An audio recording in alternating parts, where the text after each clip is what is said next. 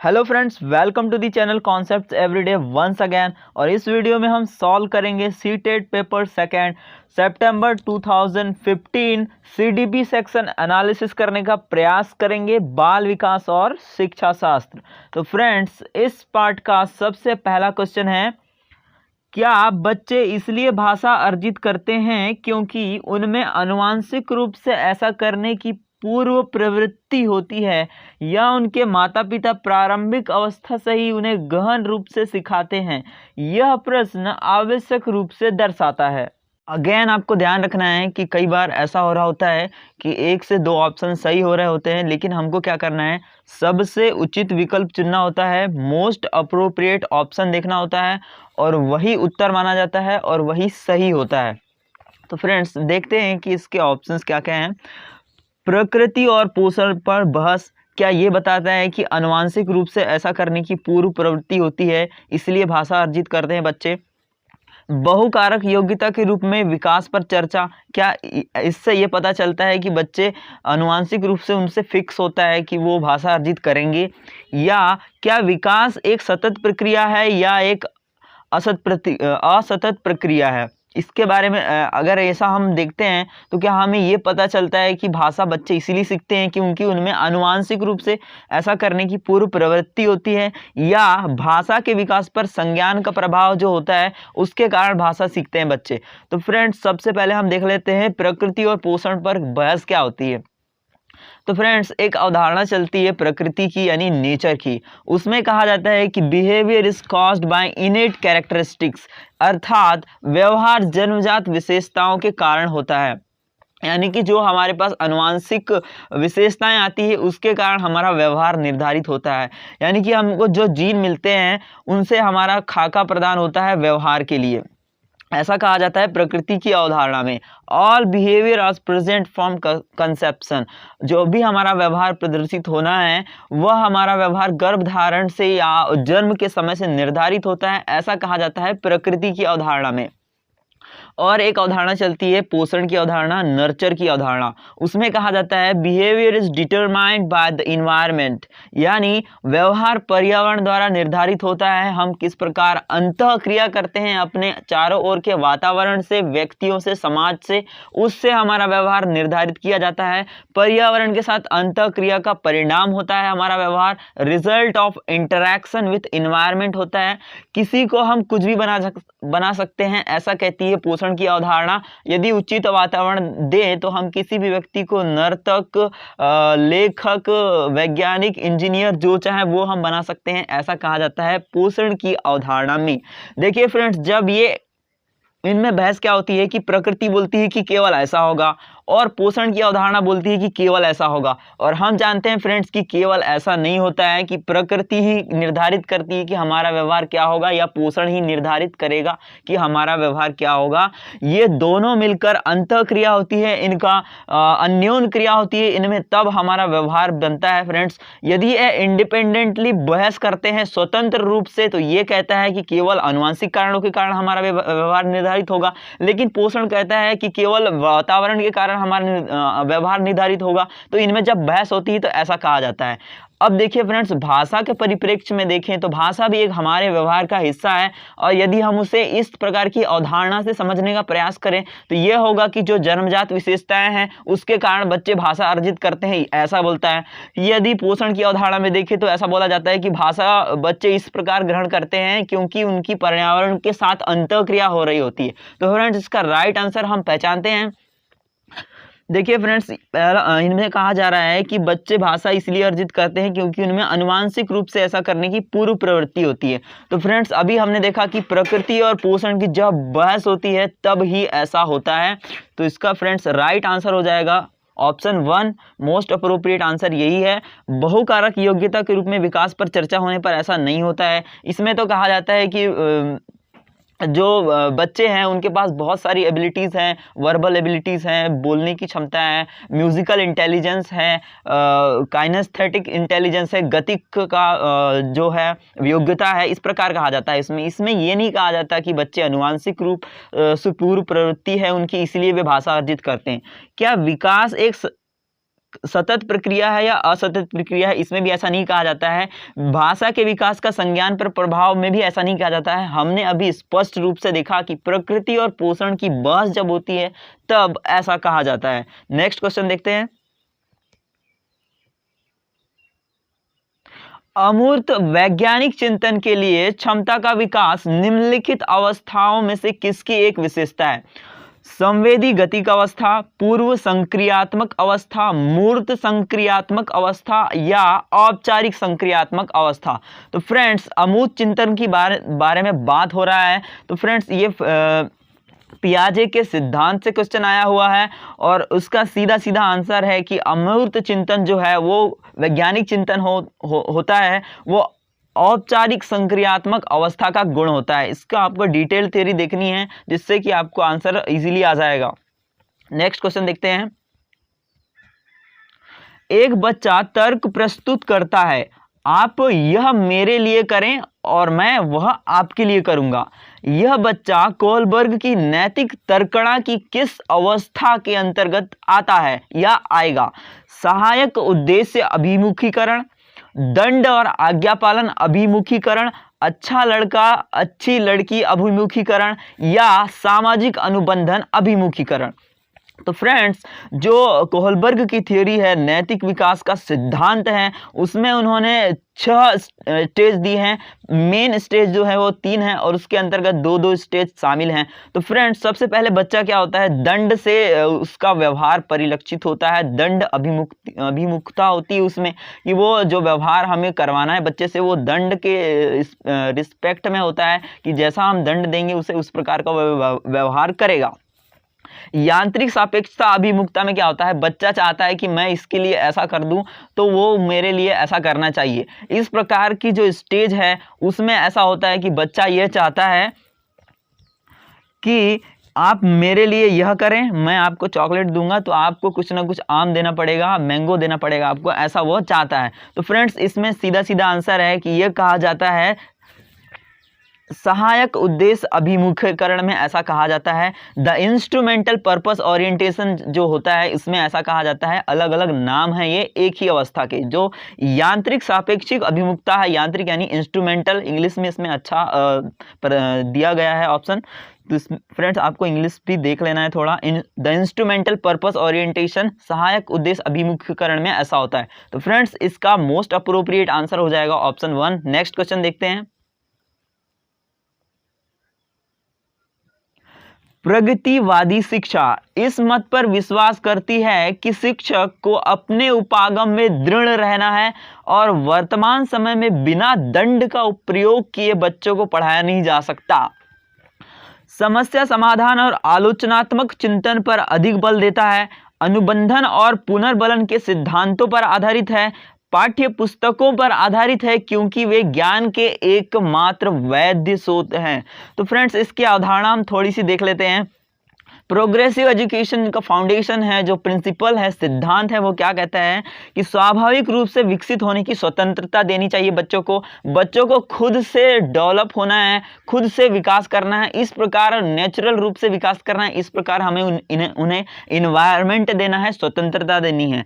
शिक्षक एक मार्गदर्शक के रूप में होना चाहिए, ना कि ऐसा कहे कि ऐसा ही होगा, मैं जो बोलूँगा वैसा ही आपको पढ़ना है। ऐसा नहीं करना है शिक्षक को। छात्र विकास का वैज्ञानिक अध्ययन करना है शिक्षक को और फिर पढ़ाना है। बाल विकास का अध्ययन करना है, फिर पढ़ाना है। बच्चे के शारीरिक विकास को प्रभावित करने वाली हर चीज पर ध्यान देना है। बाल जीवन की जरूरतों को पूरा करने के लिए स्कूल और घर के बीच सहयोग स्थापित करना है। माता पिता से भी पूछना है कि बच्चा पढ़ रहा है कि नहीं, आप उसे इस प्रकार पढ़ाइए या इस प्रकार बताइए। शैक्षिक आंदोलन में अग्रणी रूप में प्रगतिशील स्कूल इस प्रकार से कहती है प्रगतिशील शिक्षा की अवधारणा। तो फ्रेंड्स, इस बात पर विश्वास करती है कि शिक्षक अपने उपागम में दृढ़ रहना है, गलत बात है। और वर्तमान समय में बिना दंड का प्रयोग किए बच्चों को पढ़ाया नहीं जा सकता, बिल्कुल गलत बात है। बिना दंड के हम बिल्कुल अच्छे से पढ़ा सकते हैं, उत्कृष्ट रूप में पढ़ा सकते हैं। समस्या समाधान और आलोचनात्मक चिंतन पर अधिक बल देता है, बिल्कुल बल देता है।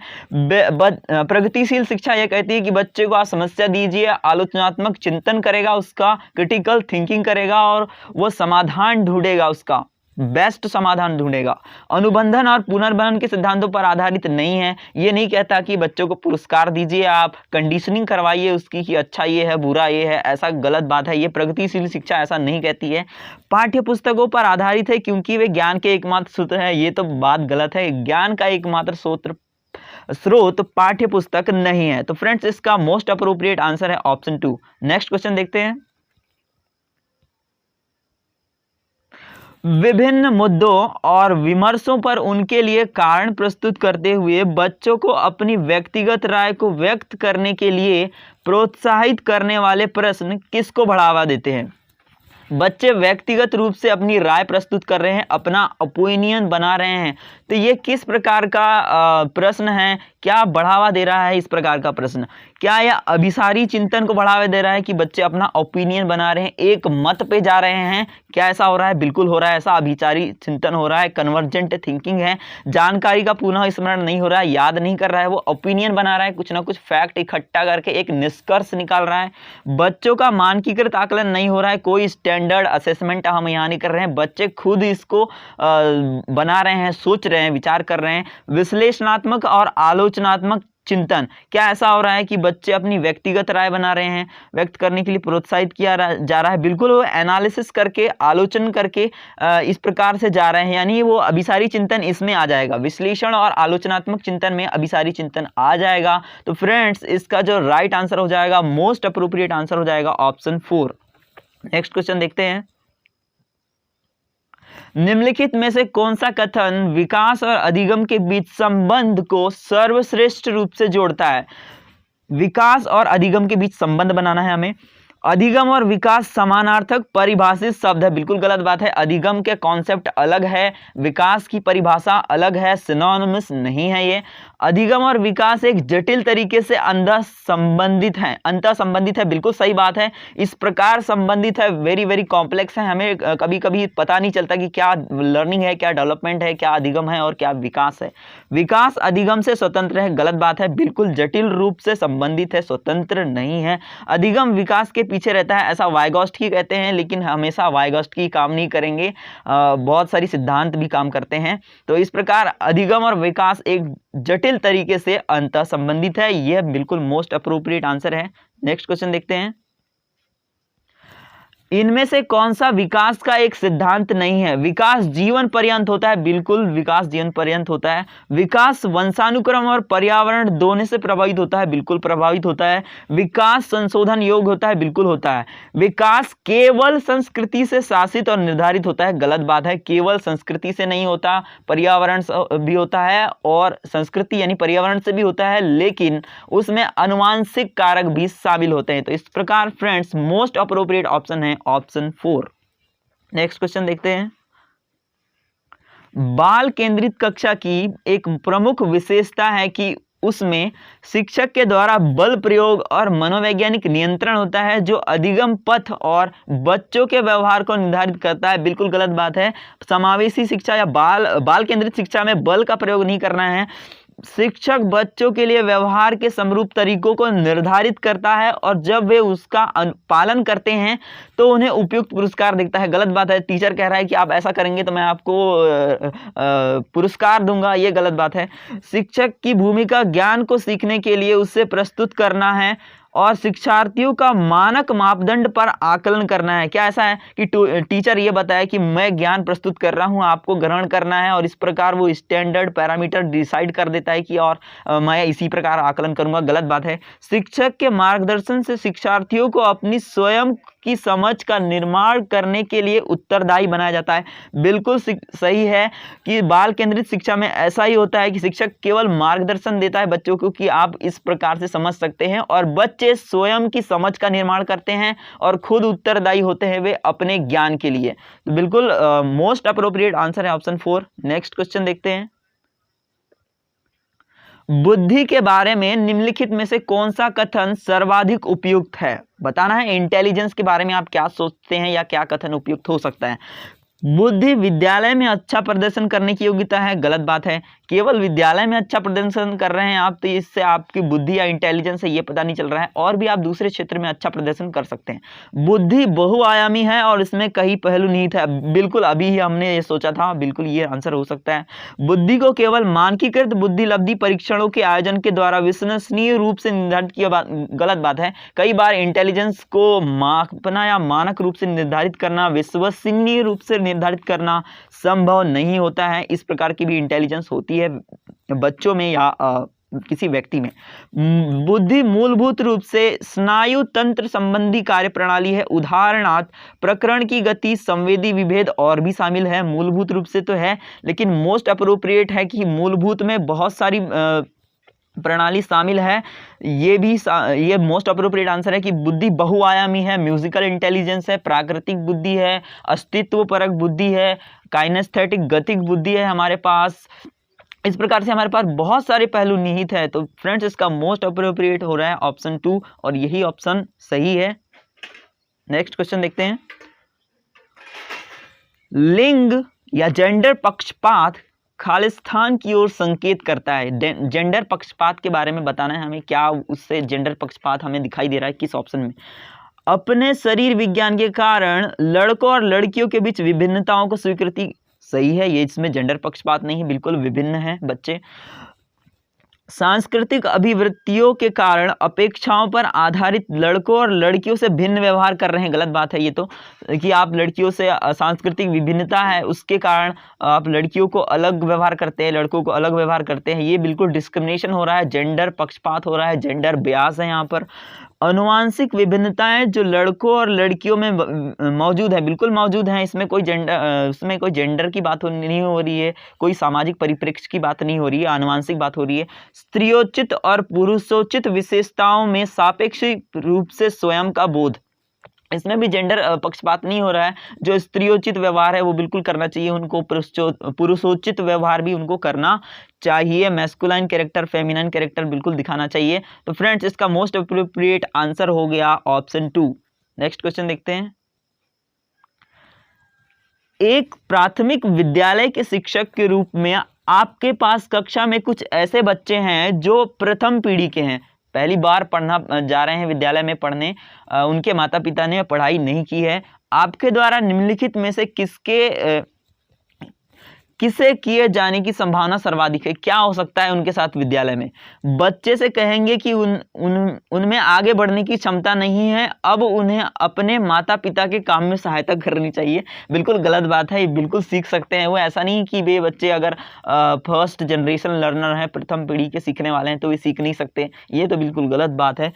माता पिता को बुलाएंगे और उनसे अपने बच्चों का ट्यूशन लगाने को नम्रता पूर्वक कहेंगे, गलत बात है कि उच्च वर्ग के बच्चे ट्यूशन जा रहे हैं तो आप भी ट्यूशन भेजने लगेंगे, वैसे ही उनके पास पैसे नहीं है, वे गरीब हैं, उन्हें पढ़ा नहीं सकते, उन्हें उतना ज्ञान नहीं है, वैसे भी वो पढ़े नहीं है, तो अब वो पहली बार पढ़ने भेज रहे हैं अपने बच्चों को और आप बोल रहे हैं कि उन्हें ट्यूशन लगवाना है, गलत बात है।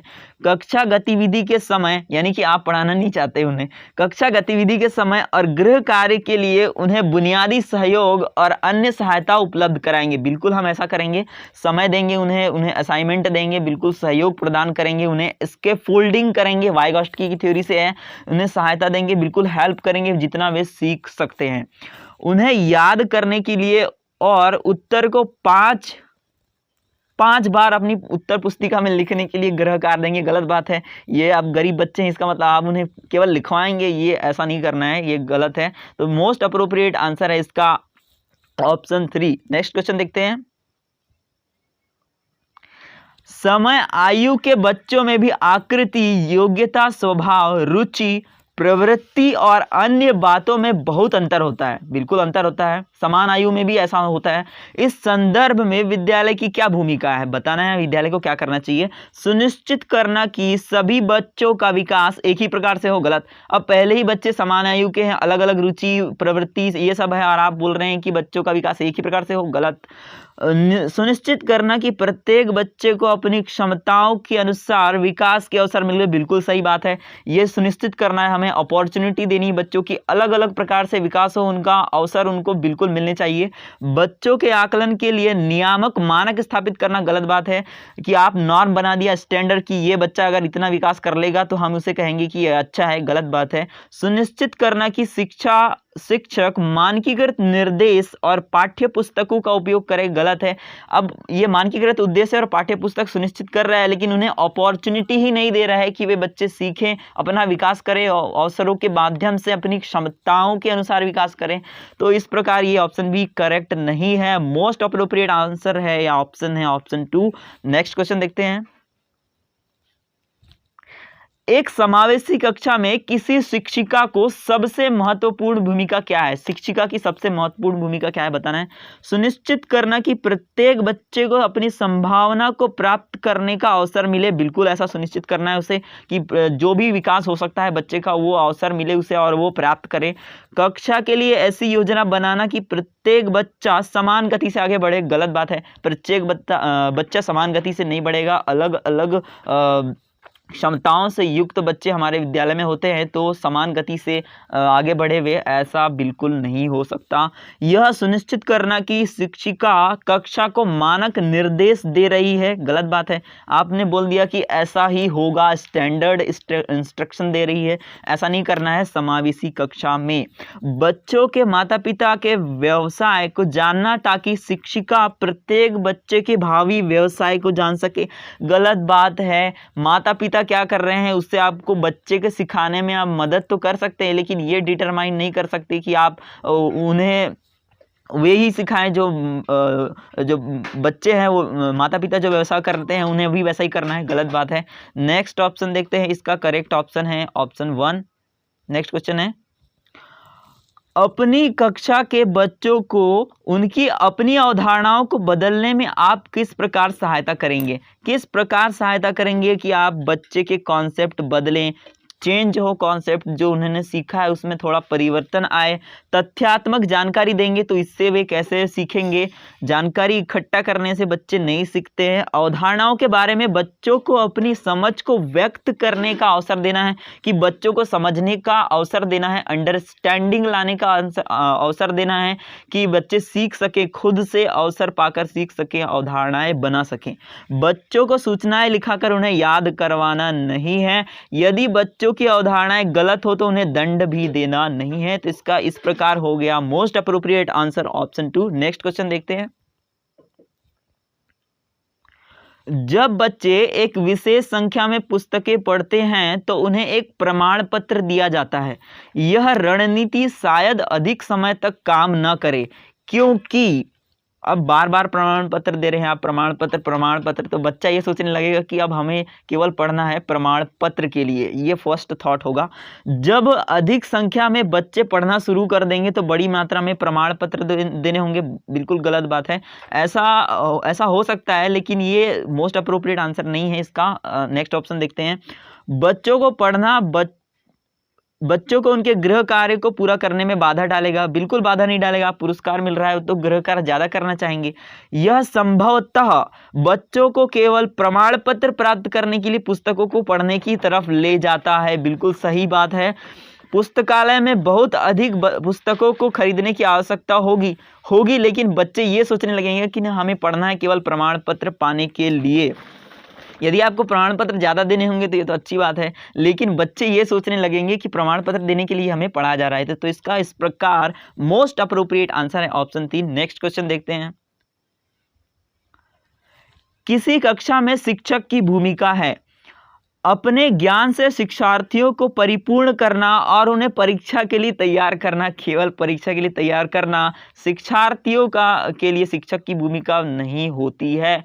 सीधे तरीके से ज्ञान पहुंचाना और शिक्षार्थियों को सही उत्तरों के लिए तैयार करना, गलत बात है। डायरेक्ट नॉलेज नहीं देना है, स्ट्रेट नॉलेज नहीं देना है, उन्हें ज्ञान की रचना करने की अवसर हमें देना है। समय सारणी का कठोरता नियमितता से पालन करना और पाठ्यक्रम से बंधे रहना बिल्कुल गलत है। बिल्कुल समय सारणी का कठोरता से पालन नहीं करना है कि आप बैठे रहना इतने घंटे तक, आपको गलत बात है ये। सीखने की विश्वसनीय स्थितियां जुटाना और शिक्षार्थियों को स्वतंत्र चिंतन की सुविधा देना है, बिल्कुल सही ऑप्शन है कि बच्चों को बोलना है कि अच्छे से अच्छी विधि उन्हें देना है, स्थिति देना है कि वे सीखें, स्वतंत्र चिंतन करें, इस प्रकार की फैसिलिटी देना है, इंडिपेंडेंट थिंकिंग की सुविधा उन्हें देना है। तो इस प्रकार फ्रेंड्स इसका मोस्ट अप्रोप्रिएट आंसर है ऑप्शन 4। नेक्स्ट क्वेश्चन देखते हैं। निम्नलिखित में से कौन सा कथन बच्चों की त्रुटियों के संबंध में सबसे उपयुक्त है? बच्चे गलतियां करते हैं क्योंकि उनमें विचार करने की क्षमता नहीं होती, गलत बात, विचार करने की पूरी क्षमता होती है। बच्चों की गलतियां एक खिड़की के समान होती हैं यह जानने के लिए कि वे किस प्रकार सोचते हैं। बिल्कुल ये पता चलता है कि बच्चे अगर गलती कर रहे हैं कि हाँ बच्चे यहाँ गलती कर रहे हैं और इस प्रकार सीखते हैं, इस प्रकार हमें जानकारी प्राप्त होती है, हमें आभास होता है। गलतियों से बचने के लिए बच्चों को शिक्षक का अनुकरण करना चाहिए, बिल्कुल गलत बात है कि जैसा टीचर पढ़ा रहे हैं वैसा ही बच्चे भी करें। बच्चों की गलतियों को गंभीरता से लिया जाना चाहिए और उन्हें कठोर दंड दिया जाना चाहिए ताकि वे गलतियां दोबारा ना करें या ना दोहराएं, गलत बात है, दंड नहीं देना है। बच्चों की गलतियां एक खिड़की के समान है, उससे ये पता चलता है हमें कि वे बच्चे किस प्रकार सीखते हैं, कहाँ गलती कर रहे हैं, क्या सोच रहे हैं वे, जिससे कि उन्हें गलतियां हो रही है। तो फ्रेंड्स इसका मोस्ट अप्रोप्रिएट आंसर हो गया ऑप्शन 2। नेक्स्ट क्वेश्चन देखते हैं। आकलन शिक्षण अधिगम प्रक्रिया का अभिन्न अंग है क्योंकि आकलन शिक्षण यानी आकलन शिक्षण अधिगम प्रक्रिया का अभिन्न अंग है। जो असेसमेंट है, हम आकलन करते हैं, वो शिक्षण अधिगम प्रक्रिया का अभिन्न अंग क्यों है? क्यों आकलन हमें करना चाहिए? आज के समय में केवल अंक ही शिक्षा में महत्वपूर्ण है, गलत बात। बच्चों को अंक दिए जाने चाहिए ताकि वे समझ सके कि अपने सहपाठियों की तुलना में वे कहाँ पर है, गलत बात। बिल्कुल कंपैरिजन नहीं करवाना है बच्चों को, ऐसी अवधारणा उनमें डालनी ही नहीं है कि वे कंपेयर करने की अपना सहपाठी कहाँ है, मैं कहाँ हूँ, वो कहाँ है, मैं फर्स्ट हूँ कि वो सेकंड है, गलत बात। आकलन से अध्यापक बच्चों के अधिगम को समझता है और उसके अपने शिक्षण की परिपुष्टि भी होती है, बिल्कुल सही बात है कि आकलन से यह पता चलता है कि अध्यापक बच्चों से सही सिखा रहा है या नहीं, और वो कितना सिखा रहा है उसके लिए फीडबैक उसे मिलता है आकलन करने से। आकलन ही एकमात्र तरीका है जो आश्वस्त करता है कि शिक्षकों ने पढ़ाया और बच्चों ने सीखा है, गलत बात है। कई बार ऐसा होता है कि हम आकलन नहीं कर पाते हैं कि बच्चों ने कितना सीखा है, कितना ज़्यादा सीख लिया है उन्होंने। इस प्रकार फ्रेंड्स इसका मोस्ट अप्रोप्रिएट आंसर हो गया ऑप्शन 3। नेक्स्ट क्वेश्चन देखते हैं। पाठ्यचर्या ऐसी हो जो पाठ्यपुस्तक के ज्ञान को पुनः प्रस्तुत करने के स्थान पर बच्चों को अपनी आवाज़ें पाने, कार्य करने के लिए अपनी जिज्ञासा का पोषण करने, प्रश्न पूछने और जांच पड़ताल करने तथा अपने अनुभव को बांटने तथा विद्यालय के ज्ञान के साथ जोड़ने में सक्षम बनाएं। अच्छा स्टेटमेंट है। राष्ट्रीय पाठ्यचर्या की रूपरेखा 2005 पृष्ठ संख्या 13। इस पृष्ठभूमि में एक शिक्षक की प्राथमिक भूमिका क्या होनी चाहिए? बिल्कुल सही बात लिखी गई है इसमें। तो पाठ्यपुस्तक के अध्यायों को क्रमवार पूरा करना नहीं, इससे ये परिलक्षित नहीं होता कि बच्चे अपनी आवाज़ें उठाएं, अपनी सोच नर्चर करें या अपनी पोषण प्राप्त करें, अपनी सोच विकसित करें, क्यूरियोसिटी डेवलप करें। ऐसा इस ऑप्शन से तो मैच नहीं कर रहा है कि आप केवल पाठ्यपुस्तक का अध्ययन करवा दिए और इससे बच्चे अपनी क्यूरियोसिटी शांत हो गई, गलत बात। कार्य करने के लिए अपनी जिज्ञासा का पोषण करें, इससे ऑप्शन से ये बिल्कुल नहीं स्पष्ट हो रहा। यह सुनिश्चित करना कि शिक्षिका अपने प्रश्न पूछे और शिक्षार्थी अपनी उत्तर पुस्तिका में लिखा, इससे ये भी नहीं स्पष्ट हो रहा कि केवल शिक्षार्थी प्रश्न पूछ रहा है और बच्चा उत्तर ही लिख रहा है। इससे तो उसका प्रश्न पूछने और जांच पड़ताल करने की प्रकृति पता नहीं चल रही है। ना इससे चल रही है ना इससे चल रही है। बच्चों को अपनी उनकी समझ और अपने ज्ञान को साझा करने के पर्याप्त अवसर देने चाहिए। बिल्कुल हम वो प्रश्न पूछ रहे हैं, ज्ञान का साझा कर रहे हैं, जांच पड़ताल करने दिया जा रहा है उन्हें बच्चों को अपनी आवाज़ें उठाई मतलब क्यूरियोसिटी बताने के लिए अवसर दिए जा रहे हैं। बच्चों के अनुभवों को निरस्त कर पाठ्य पुस्तकों पर ध्यान केंद्रित करना, बिल्कुल ऐसा नहीं कहा जा रहा है इस स्टेटमेंट में। तो फ्रेंड्स इसका मोस्ट अप्रोप्रिएट आंसर हो गया ऑप्शन 3। नेक्स्ट क्वेश्चन देखते हैं। बच्चों को अपने अध्ययन में प्रयास करने हेतु प्रोत्साहित करने के लिए शिक्षकों को क्या की आवश्यकता होती है, क्या करना चाहिए उन्हें? बच्चों को प्रेरित करना चाहिए अध्ययन में प्रयास करने के लिए, बिल्कुल ऐसा करना चाहिए। ये ऐसा उन्हें प्रोत्साहित करने के लिए बिल्कुल ज़रूरत होती है कि उन्हें प्रेरित करें। डांटने की आवश्यकता नहीं होती है, नियंत्रण करने के लिए भी आवश्यकता नहीं होती है, अन्य बच्चों के साथ तुलना भी नहीं करना है, उन्हें प्रेरित करना है, मोटिवेट करना है कि आप ऐसा करें, अध्ययन करें, अपना प्रयास करें अध्ययन में। नेक्स्ट क्वेश्चन देखते हैं। भावनाओं, अधिगम और अभिप्रेरणा के संदर्भ में निम्नलिखित में से किस कथन से आप सहमत हैं? सीखने के लिए अभिप्रेरित करने में भावनाओं की कोई भूमिका नहीं होती। गलत बात है। यदि मैं भावनाओं से के कारण सीखता हूं तो बहुत ज़्यादा सीखने का प्रयास करता हूं मैं तो।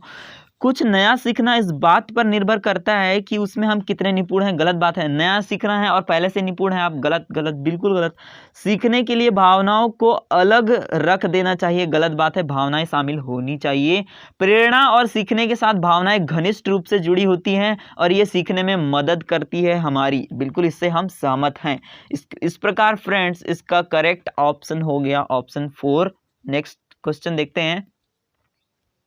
बहुविकल्पी प्रश्नों की खालिस्तान की योग्यता का आकलन करते हैं। क्या आकलन करते हैं? बहुविकल्पी क्वेश्चन, मल्टीपल चॉइस क्वेश्चन है, बहुत सारे ऑप्शन हैं आपके पास, उन्हें आपको पहचानना है कि क्या उत्तर सही है। तो बिल्कुल सही उत्तर पहचानने में ये योग्यता का आकलन करते हैं। MCQ टाइप क्वेश्चन, बहुविकल्पी प्रश्न।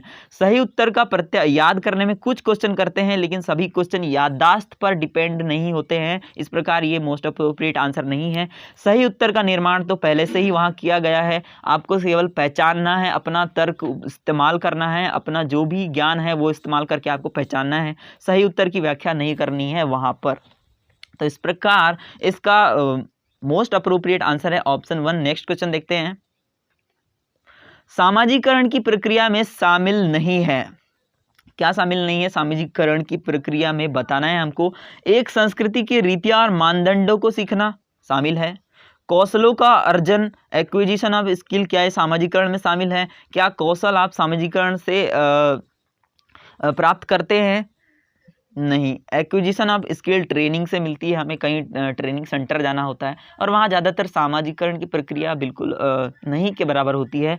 मूल्यों और विश्वासों का अर्जन होता है हमारा संस्कृति में। हमारे जो संस्कृति के मूल्य हैं, बिलीफ्स हैं, विश्वास है, वे आते हैं। जेनेटिक संस्कृति से सामाजिकरण की प्रक्रिया से निर्भर नहीं करता है कि आनुवांशिकता में क्या होगा, जेनेटिक ट्रांसमिशन क्या होगा, आनुवांशिक संचरण क्या होगा। इस प्रकार फ्रेंड्स हमारे पास 2 ऑप्शंस आ रहे हैं। अब हमें कन्फ्यूजन है कि सामाजिकरण में क्या होगा। एक संस्कृति की रीतियाँ और मानदंडों को हम सीखेंगे या उसकी मूल्यों और विश्वासों का अर्जन करेंगे। देखिए फ्रेंड्स, सीखना एक जागरूक प्रक्रिया होती है। इसमें हम जागरूक रूप से सीखते हैं कि हमें क्या करना चाहिए और क्या नहीं करना चाहिए। ये हम सोच समझ कर करते हैं। लेकिन जब सामाजिकरण हो जाता है तो हम उससे एक्वायर कर लेते हैं, अर्जन कर लेते हैं। हमें पता ही नहीं चलता कि किस प्रकार उसके मूल्य और विश्वास हमारे पास आ गए हैं। तो फ्रेंड्स इस प्रकार हम अर्जन और सीखना में आपको डिफरेंस पता होना चाहिए। तो अर्जन नेचुरल रूप से होता है, प्राकृतिक रूप से आ जाता है, लेकिन सीखना हम जागरूक रूप से करते हैं, हम सोच समझ कर करते हैं। तो इस प्रकार फ्रेंड्स इसका मोस्ट अप्रोप्रिएट आंसर हो जाएगा ऑप्शन 3। नेक्स्ट क्वेश्चन देखते हैं। मानसिक संरचनाएं जो चिंतन के निर्माण प्रखंड हैं, बिल्कुल मेंटल स्ट्रक्चर है, ब्लॉक ऑफ थिंकिंग है, प्रखंड है, इंपॉर्टेंट पार्ट है मानसिक संरचनाएं जो चिंतन के। इसके लिए पियाजे ने किस शब्द का प्रयोग किया है? देख लेते हैं इसको। स्कीमा शब्द का प्रयोग करते हैं। स्कीमा का अर्थ देख लेते हैं हम कि स्कीमा क्या होता है। जो पियाजे कहते हैं कि स्कीमा का अर्थ ऐसी मानसिक संरचना है, बिल्डिंग ब्लॉक है, जिसका सामान्यीकरण संभव हो। जैसे कि मैंने पेन देखा, तो पेन का सामान्यीकरण संभव है कि पेन इस प्रकार से होता है, उसमें रिफिल होती है, उसमें लगा होता है, ब्लॉक लगा होता है एक। इस प्रकार की जो अवधारणा है वो हम सामान्यीकरण कर देते हैं उसका। मैंने कोई भी वस्तु देखा, उसी प्रकार की वस्तु हर जगह होगी, तो उस प्रकार हम सामान्यीकरण कर देते हैं। यह संप्रत्यय वस्तुतः संज्ञानात्मक संरचना तथा मानसिक प्रचालन के संप्रत्ययों से गहरे रूप से संबंध होता है। तो इस प्रकार फ्रेंड्स इसकी स्कीमा का ये अर्थ होता है, पियाजे ने ऐसा कहा है। इसका डिटेल थ्योरी के लिए अब मैंने अलग से वीडियो बनाया हुआ है, उससे आपको ज़रूर देखना है। इस प्रकार फ्रेंड्स स्कीमा के बारे में बात करते हैं पियाजे। विकास के क्षेत्र, जीन और परिपक्वन प्रखंड के बारे में बात नहीं करते हैं। नेक्स्ट क्वेश्चन देखते हैं। वाइगॉस्टकी के अनुसार बच्चे स्वयं से क्यों बोलते हैं? बच्चे अहम केंद्रित होते हैं, ईगोसेंट्रिक होते हैं, ये बात करते हैं पियाजे।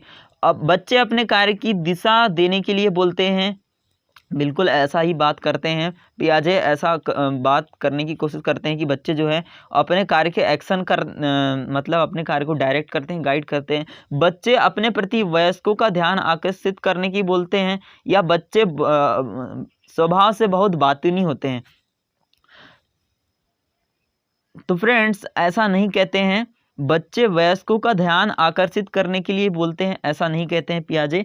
पियाजे कहते हैं कि बच्चे अपना कार्य को दिशा देने के लिए ऐसा बोलते हैं। बच्चे स्वभाव से बातूनी होते हैं, इसीलिए वे ऐसा नहीं करते हैं। तो फ्रेंड्स इसका राइट आंसर हो जाएगा, करेक्ट ऑप्शन है ऑप्शन 2। नेक्स्ट क्वेश्चन देखते हैं। वाइगॉस्टी का मानना था कि आत्मचर्चा की एक सकारात्मक विकासात्मक भूमिका होती है, यानी बच्चे अपना विकास करने के लिए क्या करते हैं, ऐसा सोचते हैं कि सेल्फ टॉक करते हैं, अपना जो है स्वयं से बोलते हैं। तो वो अपना विकास करने के लिए, अपना एक्शंस जो है वो गाइड करने के लिए ऐसा करते हैं वे। नेक्स्ट क्वेश्चन देखते हैं, और डिटेल्स देख लेते हैं इसका। वाइगॉस्टी believed that self talk has a positive developmental role to play। जो वाइगॉस्टी बोलते हैं जो स्वयं से बात करते हैं बच्चे, उसमें बच्चों का विकास होता है, वो अपनी जो सीखने की प्रक्रिया है उसको निर्देशित करते हैं उससे। It is important in cognitive development, बच्चे के संज्ञानात्मक विकास में सहायता करता है। Gradually enables her to regulate oneself, monitor oneself, plan and solve some problems. Friends इससे आपको बिल्कुल क्लियर हो जाएगा कि वाइगॉस्टी ऐसा क्यों कहते हैं कि बच्चे खुद से बात करते हैं। वाइगॉस्टी का मानना था कि आत्मचर्चा की एक सकारात्मक विकासात्मक भूमिका होती है, यह बच्चे के संज्ञानात्मक विकास में महत्वपूर्ण है और धीरे धीरे उसे स्वयं को विनियमित करने, बिल्कुल नियंत्रण करने लगता है, वो स्वयं को निर्देशित करने लगता है, स्वयं की निगरानी करने लगता है, योजना बनाने लगता है, समस्या का हल करने लगता है। वाइगॉस्टी बोलते हैं कि इस प्रकार बच्चा स्वयं से बात करता है और समस्या हल करता है, इस प्रकार वह सक्षम बनता है। तो फ्रेंड्स इस प्रकार हम देख रहे हैं कि इसका सबसे अप्रोप्रिएट आंसर है, सबसे उचित विकल्प है ऑप्शन 2। नेक्स्ट क्वेश्चन देखते हैं। अधिगम अशक्तता वाले बच्चों का मानसिक विकास मंद होता है, जरूरी नहीं है। इंटेलिजेंट बच्चों में भी अधिगम अशक्तता होती है, इसके दैनिक जीवन में बहुत एग्जाम्पल हैं। आइंस्टीन इसके बेस्ट एग्जाम्पल हैं। बच्चे निम्न बुद्धि लब्धि वाले होते हैं, गलत बात, ऐसा नहीं होता है। कई बच्चों का IQ लेवल कम होता है, फिर भी उनकी जो अधिगम अशक्तता होती है, ये जरूरी नहीं है। ये उच्च बुद्धि लब्धि वाले बच्चों में भी अधिगम अशक्तता देखी जाती है। बच्चों को एक समान रूप से दिखाई देने वाले अक्षरों और वर्णों में भेद होता है, बिल्कुल ये डिसलेक्सिया की प्रॉपर्टी है। जो लर्निंग डिसेबिलिटी है, अधिगम अशक्तता है। डिसलेक्सिया में क्या होता है, बच्चा समझ नहीं पाता है W है कि M है, या P है कि D है, इस प्रकार से कन्फ्यूजन होने लगता है। बच्चे दृश्य शब्दों को आसानी से पहचानते समझते हैं, तो इसमें कोई अधिगम अशक्तता नहीं है। फ्रेंड्स जो साइट वर्ड होते हैं, दृश्य शब्द क्या होते हैं, जो बच्चे जिन्हें देखने के बाद तुरंत पहचान लेते हैं, जैसे कि मेरा, तुम्हारा, ये बच्चे पहचान लेते हैं इन्हें। Words that children can recognise immediately after saying it, me, my, book, ये बच्चे पहचान लेते हैं, इनका अर्थ समझ लेते हैं देखने से ही, वे होते हैं साइट वर्ड्स। तो फ्रेंड्स इस प्रकार हमने देखा कि जो लर्निंग डिसेबिलिटी है, अधिगम अशक्तता है, वो ऑप्शन 3 से मोस्ट अप्रोप्रिएटली व्यक्त होती है। मोस्ट अप्रोप्रिएट आंसर हो गया ऑप्शन 3। नेक्स्ट क्वेश्चन देखते हैं। सृजनात्मकता क्या है? समस्याओं के मौलिक और अपसारी समाधानों को पहचानने अथवा तैयार करने की योग्यता। क्या यह है समस्या समाधान? बिल्कुल है। समस्या को पहचान रहे हैं, डाइवर्जेंट थिंकिंग कर रहे हैं, ओरिजिनल रूप से तैयार कर रहे हैं सॉल्यूशन। इस प्रकार की योग्यता ही सृजनात्मकता है। सृजनात्मकता 200 से ऊपर की बुद्धिलब्धि में से सर्वाधिक बेहतर ढंग से परिभाषित होती है। गलत बात है। हो सकता है कि आईक्यू लेवल ज़्यादा है लेकिन क्रिएटिव नहीं है, कुछ वे नया नहीं बना पाता, केवल समस्या समाधान है, उसका आईक्यू लेवल ज़्यादा है, नई नई चीज़ें तैयार नहीं कर पाता है। वो आईक्यू लेवल से ये डिटरमाइन नहीं होता है कि बच्चा सृजनात्मक है या नहीं। बुद्धि एक प्रकार जो उन कौशलों से संबंधित है जो संचित किए गए ज्ञान और अनुभव पर निर्भर होते हैं। बिल्कुल गलत बात है। आपने पहले से ही ज्ञान और अनुभव अर्जित कर लिए और बुद्धि से संबंधित हो गई सृजनात्मकता, ये गलत बात है। नया बनाना है हमें, पहले से जो हमारे पास है उससे कुछ नहीं करना है, हमें नया कुछ बना के दिखाना है, हमें डाइवर्जेंट सॉल्यूशन प्रदान करने हैं। तो इस प्रकार देखिए फ्रेंड्स, ऑप्शन 1 करेक्ट हो रहा है।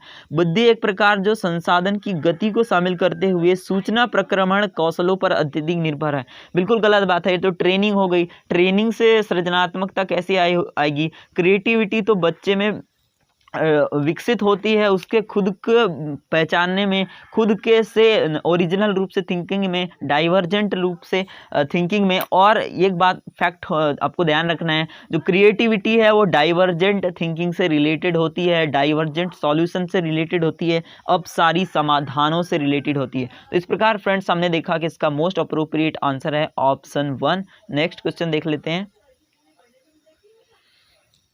भारत में बहुत से बच्चे, विशेषकर लड़कियां, विद्यालय में आने से पहले और विद्यालय से वापस जाने के बाद घर का काम करते हैं। बिल्कुल करते हैं। आपके विचार से इस संदर्भ में एक शिक्षिका को गृह कार्य के बारे में क्या करना चाहिए? अब बच्चे काम कर रहे हैं तो गृह कार्य शिक्षिका को कैसा देना चाहिए, या क्या उसे कहना चाहिए कि माता पिता क्या करें? बच्चे के माता पिता से उनके गृह कार्य को पूरा करने के लिए ट्यूशन लगवाने के लिए कहना चाहिए। बिल्कुल गलत बात है। आप पढ़ा नहीं रहे हैं अच्छे से और बोल रहे हैं कि बच्चों को, माता पिता को, कि आप ट्यूशन लगवा के उन्हें गृह कार्य करवाइए। गलत बात। बच्चों को ऐसा अवसर दें, उन्हें ऐसा कहना चाहिए कि बच्चों को थोड़ा टाइम दीजिए आप, उन्हें गृह कार्य करने के लिए। हम यहाँ पर अच्छे से पढ़ा रहे हैं, बच्चे गृह कार्य कर सकते हैं, उन्हें आप थोड़ा टाइम दीजिए। उन्हें घर में काम करवाया जा रहा है लेकिन ठीक है, आप थोड़ा बच्चों से, के माता पिता से कहिए कि आप उन्हें थोड़ा समय दीजिए, अब वे बच्चे गृह कार्य कर लेंगे खुद से। उसे उन बच्चों को कठोर दंड देना चाहिए जो अपना गृह कार्य पूरा नहीं करते। गलत बात है कि बच्चों को काम करवाया जा रहा है घर में, थोड़ा वो समय नहीं दे पाते गृह कार्य में, तो आप उन्हें दंड देने लगे। गलत बात है। हो सकता है कि आप कक्षा में उन्हें कहने के लिए कहें ऐसा कि आपको यदि समय नहीं मिला घर में तो आप कक्षा में कर लीजिए। शिक्षकों को ऐसा गृह कार्य देना चाहिए जो विद्यालय में कराए गए अधिगम को बच्चों के घरेलू कार्य से जुड़ता है। बिल्कुल सही है। घर में वे जो काम कर रहे हैं उस प्रकार का कार्य है और आप गृह कार्य भी उसी से रिलेटेड दे रहे हैं, तो बच्चे आसानी से कर लेंगे, उन्हें समय भी मिल जाएगा ऐसा करने के लिए। शिक्षिका को सुनिश्चित करना चाहिए कि बच्चे अपना गृह कार्य पूरा करने के लिए सुबह जल्दी उठें और देर तक करें। बिल्कुल गलत बात है। ऐसा आपको सुनिश्चित नहीं करना है कि बच्चे बिल्कुल जल्दी उठें और आप अपना काम करें। हो सकता है कि जल्दी उठकर भी वे घर का काम कर रहे हों। तो इस प्रकार देखिए फ्रेंड्स, मोस्ट अप्रोप्रिएट आंसर हो गया ऑप्शन 3। इसका सेकंड लास्ट क्वेश्चन है, एक प्रभावी कक्षा में बच्चे शिक्षक से डरते हैं क्योंकि वह मौखिक और शारीरिक दंड का प्रयोग करता है। प्रभावी कक्षा है, इफेक्टिव क्लासरूम है, बच्चे आसानी से सीख लेते हैं वहाँ पे, तो ऐसा दंड का प्रयोग नहीं होता होगा वहाँ पर, स्वाभाविक है। बच्चे शिक्षक का सम्मान नहीं करते हैं और जैसा उन्हें अच्छा लगता है वैसा ही करते हैं। गलत बात है। बिल्कुल प्रभावी कक्षा है तो बिल्कुल सम्मान करते हैं बच्चे वहाँ पर शिक्षक का। इफेक्टिव क्लासरूम है, अच्छे से सीख रहे हैं वे बच्चे। बच्चे अपने अधिगम को सुगम बनाने के लिए मार्गदर्शन एवं सहयोग हेतु शिक्षक का सहायता लेते हैं। बिल्कुल इफेक्टिव क्लासरूम में ऐसा ही होता है। बच्चे हमेशा उत्सुक और तैयार रहते हैं क्योंकि शिक्षक उनकी प्रत्यास्मरण योग्यता का आकलन करने के लिए नियमित रूप से परीक्षा लेता रहता है। ये गलत बात है कि बच्चे केवल याद करते हैं और उत्सुक रहते हैं बच्चे, क्योंकि टेस्ट करता रहता है शिक्षक केवल याददाश्त को। गलत बात है। तो इसका फ्रेंड्स मोस्ट अप्रोप्रिएट आंसर हो गया ऑप्शन 3। नेक्स्ट क्वेश्चन देखते हैं। इस वीडियो का लास्ट क्वेश्चन है, ज्ञान के बड़े असंबद्ध भाग को प्रस्तुत करना। यानी कि हम जो ज्ञान दे रहे हैं बच्चों को वो बिल्कुल डिसकनेक्टेड है, डिसकनेक्टेड चंक्स है, उससे समझ नहीं आ रहा है कि कौन सा कनेक्शन कहाँ है। इस प्रकार का हम ज्ञान दे रहे हैं, तो इस भाग से हमें क्या हो रहा है, क्या पता चल रहा है, ऐसा हम करने से क्या होगा, बच्चे क्या कॉन्सेप्ट समझ जाएंगे। शिक्षार्थियों के लिए अवधारणात्मक समझ को प्राप्त करने के लिए कठिन बनाता है, बिल्कुल कठिन हो जाएगा, बिल्कुल डिस्कनेक्टेड चंक्स है, असंबद्ध भाग है, बिल्कुल कनेक्शन नहीं है नॉलेज का एक दूसरे से, तो बच्चे बिल्कुल कठिन समझ ही नहीं आएगा, उन्हें अवधारणा समझ प्राप्त करने को कठिन बनाएगा। शिक्षार्थियों के लिए प्रत्यास्मरण को आसान बनाएगा, गलत याद ही नहीं कर पाएंगे, वो बिल्कुल डिस्कनेक्टेड नॉलेज है, कैसे याद करेंगे वे। अपने तरीके से जानकारी को व्यवस्थित करने में शिक्षार्थियों की सहायता करेगा, ये बिल्कुल ऑर्गेनाइज नहीं करेगा, क्योंकि पहले से ही वो डिस्कनेक्ट है, तो कैसे वे ऑर्गेनाइज करेंगे। कनेक्टेड नॉलेज जो होगा, संबद्ध ज्ञान जो होगा, उस प्रकार का कनेक्शन बनाएंगे वो, तो उस प्रकार नॉलेज जो होगा उसको व्यवस्थित कर पाएंगे। शिक्षिका के कार्य को कठिन और शिक्षार्थियों के कार्य को आसान बनाएगा, गलत, शिक्षार्थियों के कार्य को तो और कठिन बना देगा, समझ ही नहीं आएगा, वो डिस्कनेक्टेड नॉलेज है, बिल्कुल असंबद्ध भाग प्रस्तुत कर रहे हैं। तो फ्रेंड्स इस प्रकार हम देख रहे हैं कि इसका सबसे अप्रोप्रिएट उचित विकल्प है ऑप्शन 1। इस प्रकार फ्रेंड्स हमने सितंबर 2015 का पेपर एनालिसिस, पेपर सेकंड का एनालिसिस किया है। आई होप आपको ये सॉल्यूशन पसंद आया होगा फ्रेंड्स। इस प्रकार वीडियो को यहीं पर समाप्त करते हैं। Thank you.